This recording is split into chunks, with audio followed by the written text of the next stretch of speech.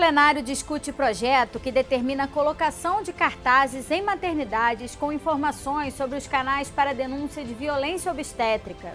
Rio de Janeiro pode ter programa de combate ao racismo religioso. E Comissão de Cultura vai debater a Lei Paulo Gustavo. O Jornal da Alerj está começando agora.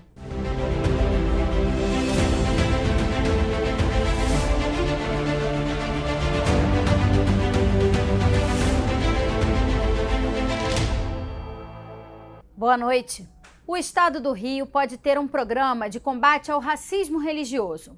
O projeto de lei de autoria do deputado Professor Josemar foi analisado pela Comissão de Constituição e Justiça nesta quarta-feira. Como justificativa ao projeto, o parlamentar citou a CPI da intolerância religiosa, realizada pela Alerj em 2022 e que resultou em 55 recomendações aos órgãos públicos. O texto fala sobre a adoção de políticas de combate ao racismo religioso e a estigmatização das religiões de matriz africana, a prevenção e o enfrentamento da violência sofrida por seus praticantes, símbolos e lugares de culto. É fundamental, visto que hoje nós temos discriminação contra as religiões de matriz africana e o projeto vai no sentido de a gente tipificar, de a gente poder acompanhar o tema e combater essa prática discriminatória no campo da intolerância religiosa. Foi fundamental, agradeço à comissão por ter aprovado esse projeto, agradeço também ao relator, o deputado estadual Fred Pacheco, que pôde entender, dialogar conosco nessa perspectiva.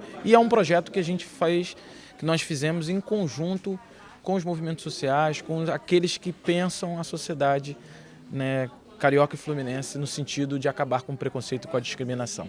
Outro projeto que recebeu parecer favorável na CCJ foi o do deputado Filipinho Raves, que determina a comprovação de matrícula e frequência escolar dos atletas com idade igual ou inferior a 18 anos, que tenham contrato com entidades desportivas no estado. O parlamentar destacou que é importante que o jovem atleta também conclua os estudos para garantir o conhecimento mínimo necessário para a vida em sociedade. A gente apreciou esse projeto, no qual fico muito feliz que o projeto foi aprovado, teve constitucionalidade com emenda. É um projeto de muita importância porque a gente tem a consciência que tudo passa pela educação. E não adianta nossos jovens, o projeto é até 18 anos, não adianta nossos jovens entrar no mundo esportivo e esquecer as escolas. Então a gente pediu a obrigatoriedade da presença, de estar entregando um comprovante de presença nas escolas também. O projeto diz da frequência escolar, então assim... Hoje a gente fica muito feliz, agradecer à CCJ por ter aprovado o nosso projeto e em breve vai para plenário. A gente espera que aprove também no plenário, o nosso governador sancione lá uma lei importante que visa o esporte, mas também visa a educação.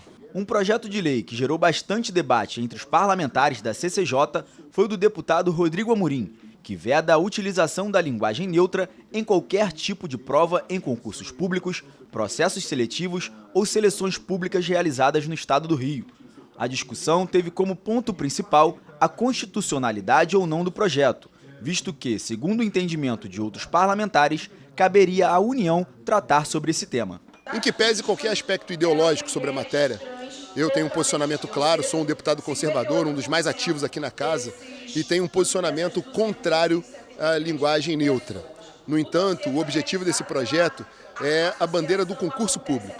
A gente não pode permitir que algo que não está sistematizado e que não existe possa figurar dentro de um concurso público que precisa ter transparência e toda a celeridade, toda a transparência necessária.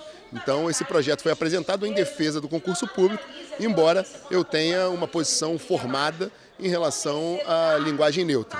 Fico satisfeito que o projeto tenha sido aprovado na CCJ e agora vem a plenário e é fundamental que o Rio de Janeiro e o Parlamento Fluminense discutam esse tema.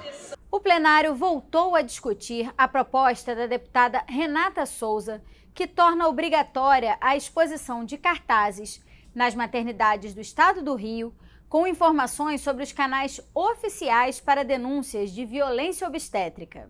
Os cartazes devem conter endereços e telefones para contato do NUDEM, Núcleo de Defesa da Mulher da Defensoria Pública do Rio, da Comissão de Defesa dos Direitos da Mulher da Alerj, entre outros. O projeto recebeu 2 emendas e retorna às comissões. Muitas vezes essas mulheres sequer sabem que são vítimas de violência obstétrica antes, durante ou depois do parto. Então, nesse sentido, esses canais servem não só para as pessoas gestantes, né, como também para suas famílias. Então, esses canais oficiais vão ajudar essa pessoa a compreender o nível de violência que ela sofreu, mas não só isso, como ela pode também se cercar de possibilidades, seja jurídica, seja psicológica. Então, a gente tenta fazer com que esses canais oficiais também entreguem, né, uma maior qualidade de serviço a essas pessoas que gestam no nosso país. Os veículos de transporte de massa, como metrô, barcas, trens e ônibus, devem exibir o certificado de vistoria anual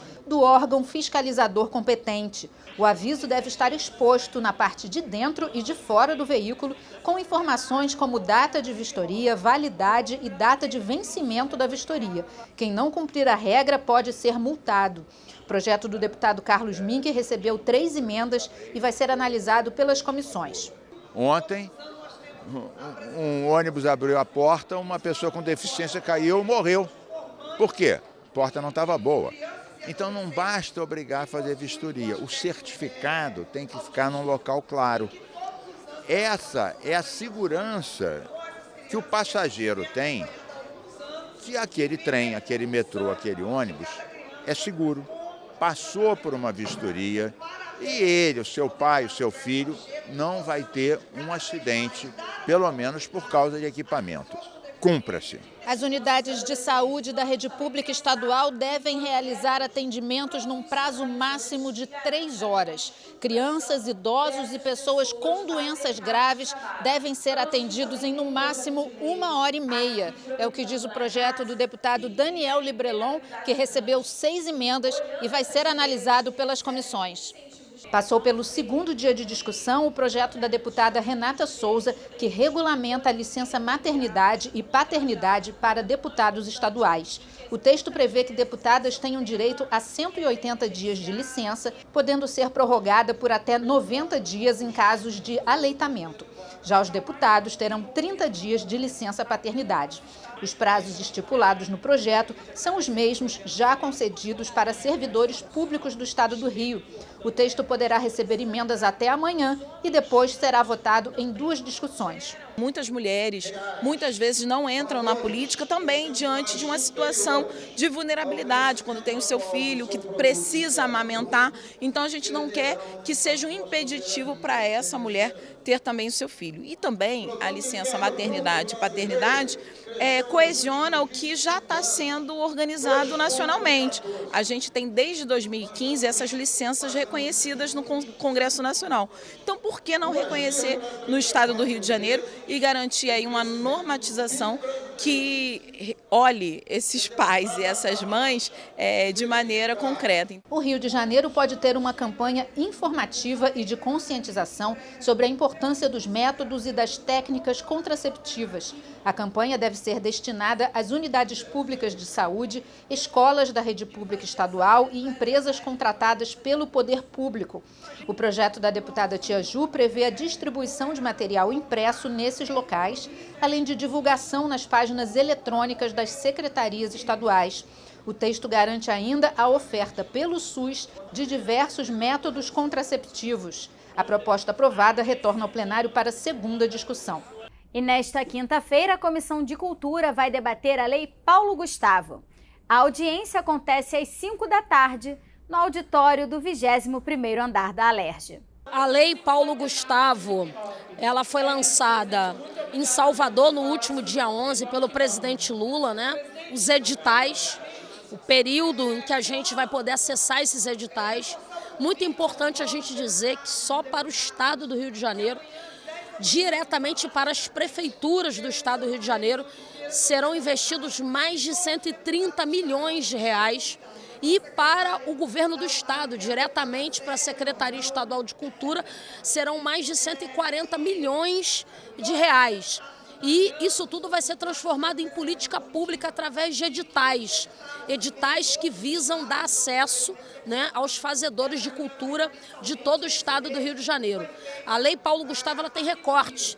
para PCDs, para pessoas negras, para pessoas LGBTQIPA+. Portanto, é uma lei democrática que visa dar àqueles que historicamente nunca tiveram oportunidade de acessar equipamentos e políticas públicas culturais, dar essa oportunidade. Nós convidamos a Secretaria Municipal de Cultura, através do secretário Calero, convidamos a secretária de Estado de Cultura e Economia Criativa, Daniela Barros. Vamos ter também representação do Ministério da Cultura, do Fórum Paulo Gustavo, dos conselheiros estaduais de cultura. Vamos ter uma mesa muito potente, muito representativa. Vai ser o primeiro momento oficial no estado do Rio de Janeiro da gente dialogar sobre esse importante investimento que chega na cultura no nosso estado. O Jornal da Alerj fica por aqui. Você pode acompanhar a programação também em nosso site e pelas redes sociais. TV Alerj, o canal do povo. Uma boa noite para você e até amanhã.